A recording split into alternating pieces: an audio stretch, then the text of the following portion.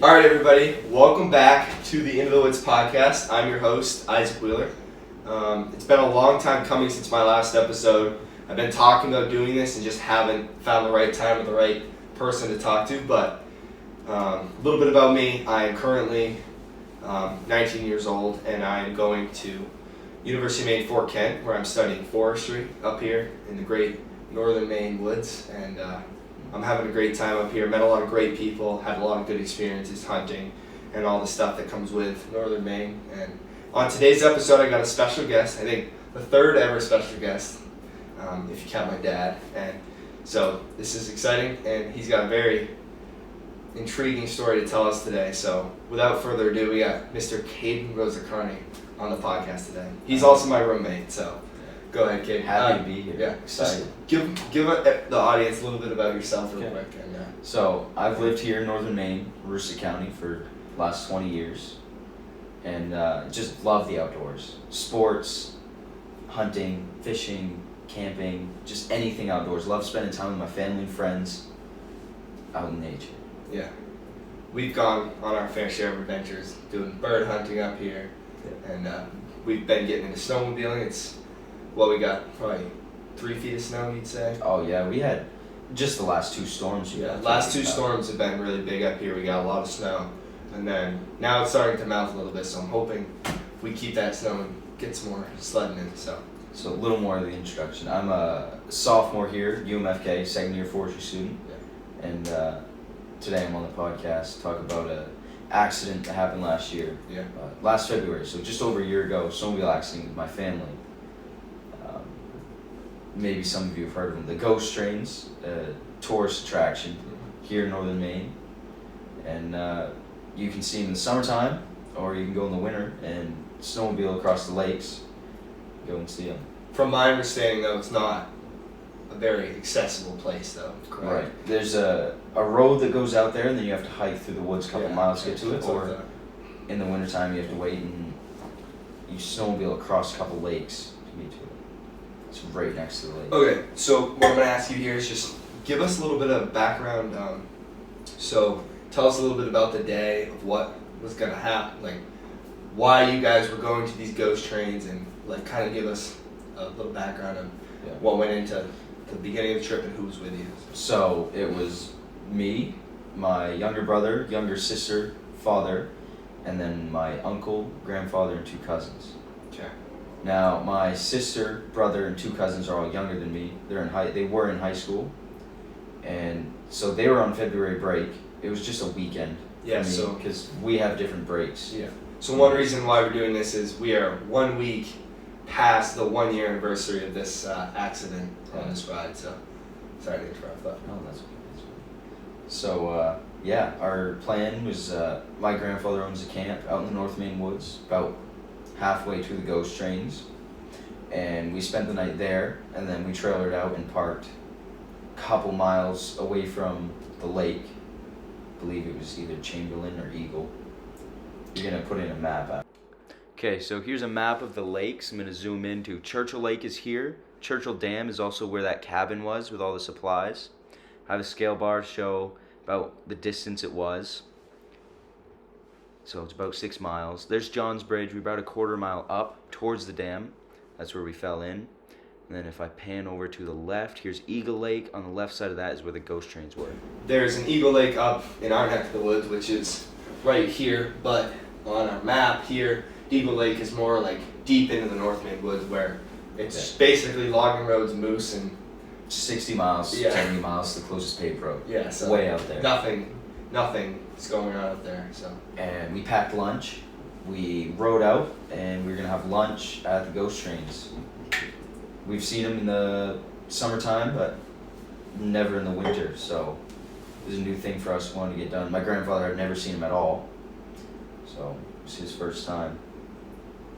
And so you guys, did you all have your own sleds? I'm assuming. We all had our own sleds except for my sister. So your sister She was riding on back with you, with my grandfather, With your and then and then. switched to riding with me. So let's just get into the initial part of the morning or whatever the timeline was. Give us a little bit timeline real quick, and then just give us a little bit about what happened leading up to the event.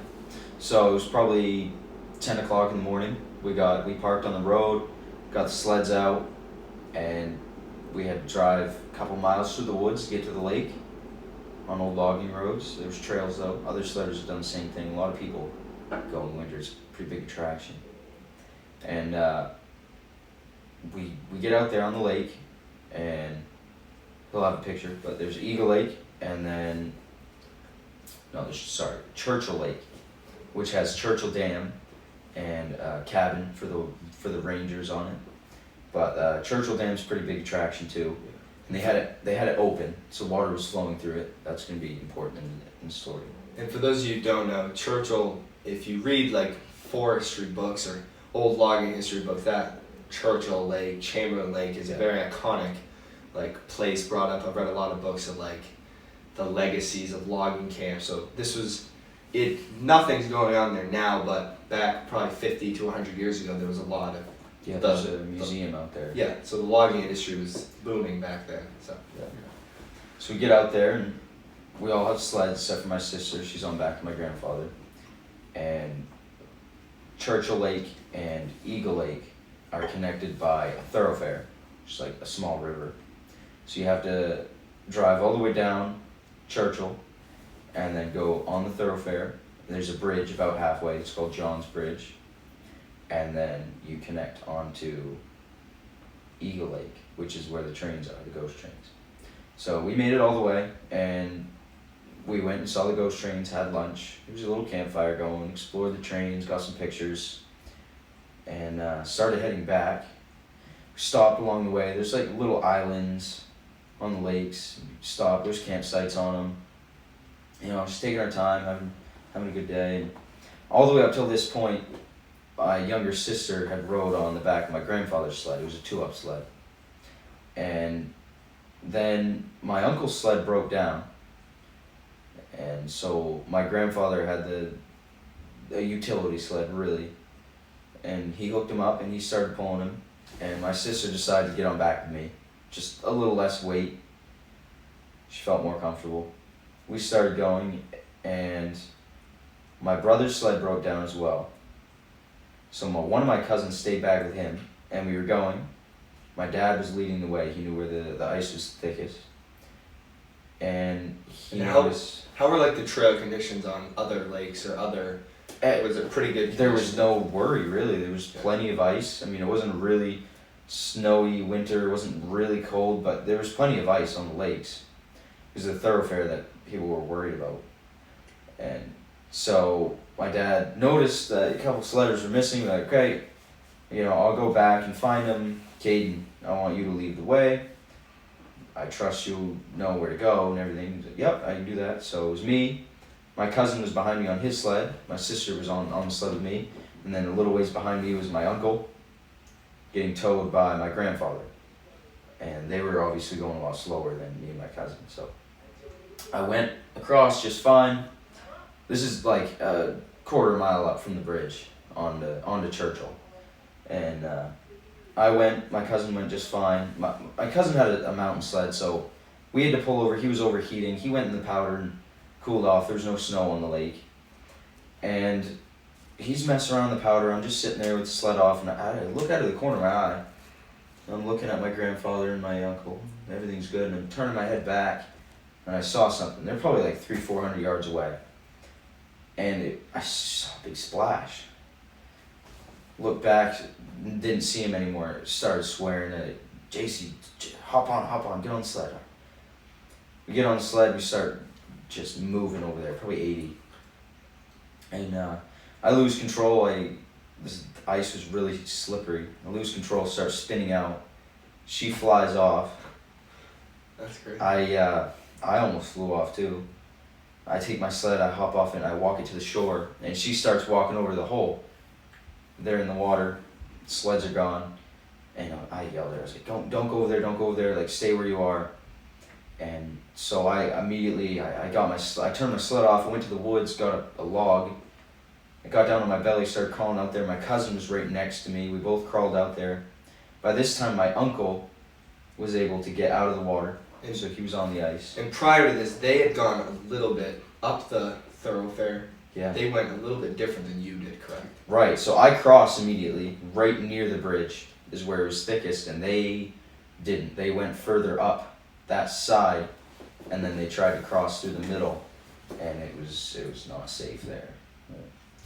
So we get out there, and we're walking, and then ice starts cracking. We get on our knees and we start crawling. Ice crack again.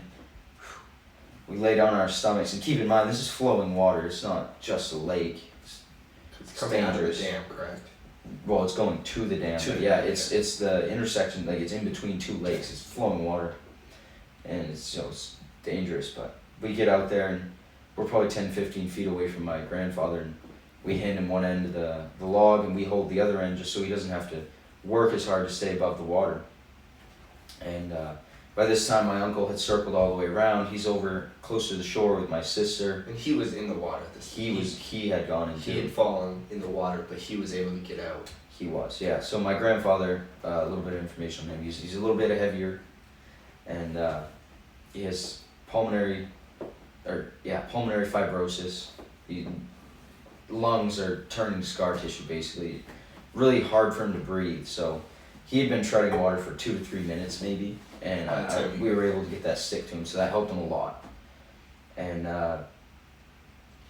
so it's just me, my cousin, my sister, and my uncle. Everyone else is away trying to figure out my brother's sled issue. But at this point, your uncle was probably not much help because he was... Right, he had just gotten out of the water. He was tired. He was too heavy to even come anywhere close. Okay. And then, can you just give them a little context on how big of an area and how much ice there was, or how little ice there was? Okay, so there was probably about a 1/4 inch of ice where they went through. Wow.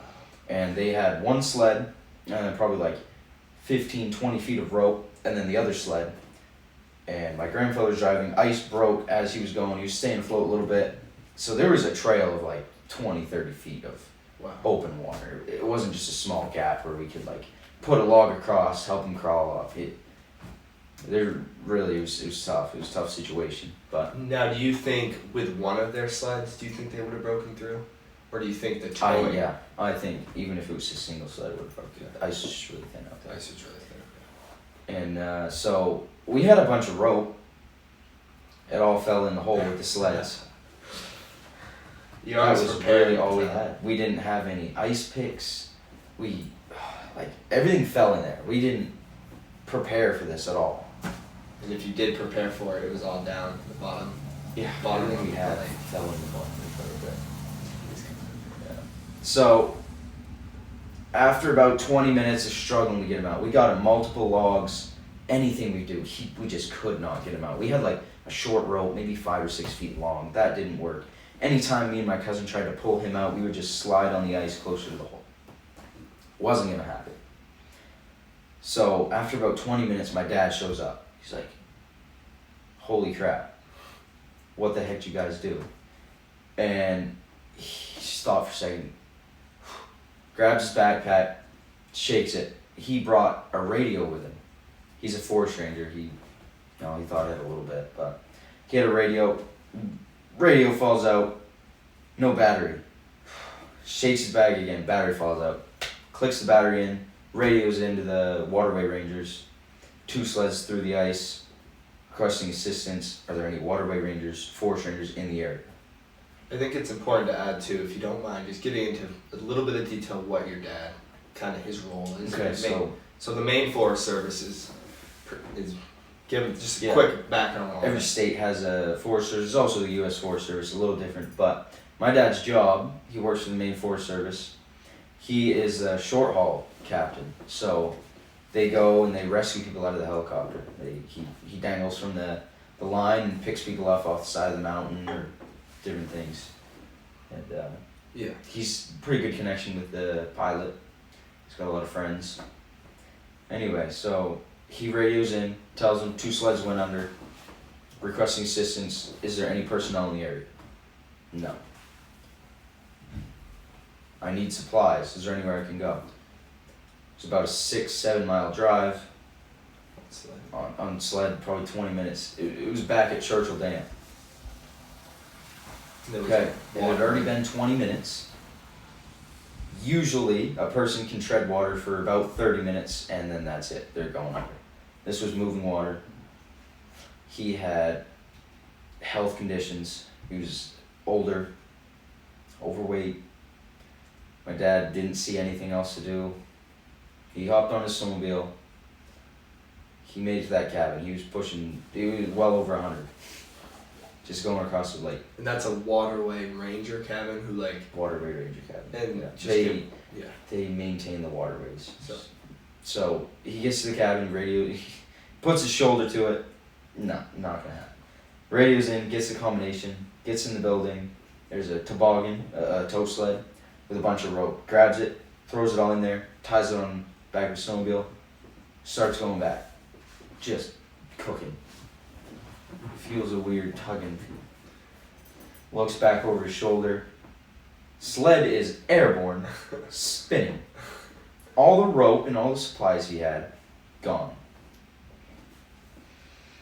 This is really like time sensitive. Like he's trying to be as fast as possible. He's like, he stops for a second, analyzes it. I don't have time to go find the stuff. Like, I gotta get to them. Just goes anyway. Gets to us. At this point, we're almost an hour in, and my cousin and I are out there on the ice looking at my grandfather, just yelling at him like, you can't give up now, you're so close. Like, I can hear my dad on the snowmobile. You look over, there's the Johns Bridge about a quarter mile away. I can see blue lights. Help is here, like just a little bit longer. Okay. At this point, he's not really talking to us much. Like, you can just tell he's getting really tired. He's laying his helmet on the ice just barely with his head. That little rope, I told him to tie it to himself. He tied it to his arm, and then I was holding on to that just in case he just ran out of energy. Anything, just try and keep him above the ice. And at this point, up on the shore, your sister and your uncle have had. I forgot about that. So that's important. at this point, my other cousin's back. My brother and my sister and my cousin are all on the bank. And my sister had built a campfire. My brother and my other cousin were hauling us more trees and more logs to try and keep them afloat. And my uncle was just trying to do anything he could to help. We had pocket knives we were handing him, trying to pull himself out. Those didn't work, like just anything we could do, and nothing was working. So finally, my dad pulls up. I look back over and I can see him, and he's just trying to untie the rope from the sled, really struggling. Finally gets it untied. My other cousin pushes it out to us. We grab it. The cousin that was laying beside me hops in the sled, push him in the water, grabs a hold of my grandfather, and I got in the water, held onto the sled, and we pulled him up into the sled. Yes, this is important too. He grabbed one arm, I grabbed the other, and as soon as we grabbed the arms, like, he went unconscious. Really? It was like, wow. Not a minute longer, and like he would have been dead. Really? It was like, really, it was bad. It was perfect time. It was like, couldn't wait any longer. We get him up into the sled, and his upper half is in the sled. His legs are frozen, sticking straight up into the air. Really? Wow. And then, so I'm holding on to the rope. They're both in the sled, and the ropes that my dad had were just long enough to where the ice was thick enough. My other cousin grabbed the end of the rope and then interlocked hands with the rest of our family, and they were all pulling. They had just enough room. They were pulling. Sled would come up out of the ice, break through again. Come up, break through. Like, just not enough. We couldn't get it out. There was another family of sledders that was going by, and they stopped and they came over and they wanted to help. They didn't know what they could do. They were here for the last 20 minutes or so. Oh wow. So they waved them over like, all right, help. They run over, they interlock arms with them. I remember looking over and we just flew across the ice. Like, you all. Oh, holy crap, yeah. Yeah. It got out of that hole and just cooking across the ice. At this time, so we get him out of the ice. A waterway ranger pulls up, a couple forest rangers. Everybody's getting here. We have a fire going. They brought warm, dry clothes. They brought hot water for him to drink. We had a little bit of food. We had hand warmers. We got supplies here now, but he's in and out of consciousness. He's really, really cold. And they radioed in. They got a helicopter to come by, and it's like dusk. Like it's becoming really dark out. It's like 4 p.m. The Forest Service helicopter doesn't really have lights on it, so they're not supposed to operate in the dark. But we get him there, we strip him his clothes, and we get him, try to warm him up by the fire. We have an emergency blanket wrapped around him. Everybody's giving him clothes. These people from Bar Harbor, like, don't even know him. Complete strangers, very generous, like, just throwing clothes on him off their own backs, and hand warmers and everything. They were well prepared. And was it like a cold like day outside? It was about 20-degree day. So it wasn't like windy. frigid. It wasn't super cold, but cold enough for. I wouldn't want to be sitting in the frozen water. Yeah, no. But I was wondering like how you guys would have been if you were out in the elements, but it wasn't too bad. Especially we had a good campfire going. Okay. And radioed in, helicopter. So anyway, yeah, we get him stripped of all his clothing, get him in warm, dry clothes, and he's still laying in the tow sled. Easier to move him that way. Helicopter lands on the edge of the lake, but still has the propellers going to keep most of its weight off. Everybody pulls him across the ice over there. We get him loaded up into the helicopter. The waterway ranger went with him that was on site. And we waited for an update. We didn't know if he was going to be okay or not. He was in and out of consciousness, body temperature extremely low, like just barely hanging on. And what were you guys thinking at this point? What were you thinking? We were happy that we finally got him out. It felt like hours that we were just like struggling to try and get him out, and that we had him like hold on for this long. It was like just lucky, just amazing. Halfway through it, well, I guess at this point my dad looks at my sister and he goes, guys, now would be a really good time to pray. And my sister looks at him and said, I did that a long time ago. I did that as soon as he fell in. Yeah, that's crazy. So we got everything cleaned up. The forest rangers had trucks there. We all loaded into the trucks. We got the sleds loaded up.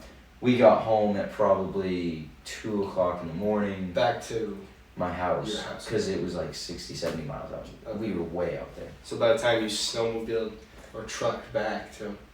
We get home. We get cell service. The helicopter had landed at the airport. I have radio records too, if you want to put this in the video. And so we get home, we get cell service. My grandmother called us, said he made it to the hospital. He's okay. They didn't have to life flight him to Bangor. Which means Bangor's the better hospital, which... We got our hopes up. They didn't life flight him to Bangor, means he's okay. And he was released from the hospital 2 days later. Yeah. No frostbite. His organs were starting to shut down, but he made a full recovery in a couple days. And as like the whole time, did any of your family outside know of what was going on? No, we were 70 miles out of the woods. They first got a phone call when the waterway ranger made it to the airport. The helicopter had to land at the airport because there was no lights on it. They couldn't land at the hospital. There wasn't enough lighting. So the ambulance met them at the airport. Okay. And once it got to the airport, that's when they called his girlfriend, my grandmother. So it's like hours. Yeah. So it's like really late. Like my mom was supposed to hear from us at probably 4 or 5 p.m. and didn't hear from us. She heard from the water ranger at like 6 or 7 p.m. And the initial time of like the whole, what did you say you went through? So he, I guess I can't pull up the times right now, but he fell through sometime like 2:45 and got out around like 3:45. He was in the water for 59 minutes. 59 minutes. So, yeah. And how fast would you say, like from the call to like the first ranger or waterway ranger? It was about by the time he was getting out of the ice. So everything kind of happened within an hour. Like about the time it hit an hour, he was out of the water. People were on the scene. Yeah, it was pretty quick. Really. And how long did you wait for the helicopter to come in? It got there probably 15, 20 minutes after we got him out of the water. But by then he was dried off. We dried him off, had him new warm clothes, yeah. Wow, that was truly a remarkable story. Exciting day. Happy for him to be. Yeah, my dad and uncle afterward talked about it. They were just so happy. Like, we're kids. And they were just so amazed. Like, my dad and my uncle were standing over by the shore, yelling, just like doing whatever they could. They wanted to get out and help us so bad. They couldn't get within 50, 60 feet, and the ice just starts cracking. It was like the only ones who could even do anything were us kids, because we were the only ones who were light enough to get out to it. But they were so proud. They're like, you guys, you don't even realize how much you can do until you're put to the test. Like, you guys were heroes. And what was it? How deep do you think it was there? Like, because it's a river. It really flowing. wasn't that deep. It was only like 10 feet deep, but we didn't know that. It wasn't just 2 feet deep. The sleds disappeared and there was moving water. Yeah. No. But yeah, I mean. Now this isn't as important, but just like, if you have any information on like what it takes to like get sleds out of the water, like how did that? Yeah, so it's a protected area. It's a tourist site. You can't. It's like bring in, bring out. You can't leave any trash or anything. You leave the place better than how it started when you got there. So you can't just leave sleds on the bottom of the lake. Right. So a couple days later, at the beginning of this, I had mentioned that the dam was flowing, and that's part of the reason why the ice was so thin. It was moving water. They stopped the dam, so that water rose, and the ice froze more. And then they went out, and they saw where the hole was that had been. It froze over, and they cut a hole, and they had this great big fish hook, really, and they put it down there and found the sleds. And once they found one of them, they yanked it up, and then the other one was attached to the rope, and they were able to find the other one. They yanked him up out of there, but they were no good. Yeah. Now, if you leave the audience with a little advice to be safe out in the woods, what would you give, maybe? So no matter what you do or where you go, even if it's just a short little trip or it's a trip you've done tens of times, like, don't underpack, don't underprepare. And tell people where you're Pack 2 of everything. Make sure somebody knows where you're going and what you're doing, and just don't freak out in a situation like that. Keep your cool, because stressing out will only make a situation. It's like somebody a bad could've- situation worse. Like your sister could have panicked. I'm sure everybody was a little panicked. We could have run over to them and just more people fell in. Or they could have just done nothing. But it sounded like everybody was doing their part. Your Everybody sister did was their getting the part. fire going. So it sounded like a pretty amazing. Yeah, experience. everybody played their part. We were one step ahead at all times. We were doing whatever we could to get him out. I feel like that's what probably saved his life, is like staying that one step ahead, because if you guys had him out and he was just cold, if you didn't think Right, about if we starting didn't a have fire or something. Fire going, like, no way to keep him warm. Yeah, so I think it's important to tell people where you're going, and like emphasizing that, like you kind of thought about bringing stuff, you just didn't think about bringing the right. Nothing has ever happened to us. It's not gonna happen. We got, what's the word? Complacent. We got complacent. We've done it so many times. Nothing's ever happened. Nothing's going to happen. We don't need to overpack. Just the time you think. Right. It always Don't happens. get complacent. Well, I think that's about it. But thank you for coming on the podcast today. I hope you guys enjoyed this episode. I'm going to have the video hopefully linked on YouTube. So if you're listening on audio, you can go check it out on YouTube. We're here in our dorm room, and we got a whole setup. So if you go check that out on YouTube, feel free to subscribe and like the video on all platforms, subscribe on all platforms, and I will hope to be putting another episode out here soon. We had a moose hunt this fall. We got lots of adventures coming up. We got snowmobiling adventures, and I'm thinking of maybe having my professor on the podcast and talk about some things with the forestry in Maine and some controversy and topics there. So there's a lot of potential coming down the pike, so just stay tuned, and thank you guys once again for listening to the In the Woods podcast.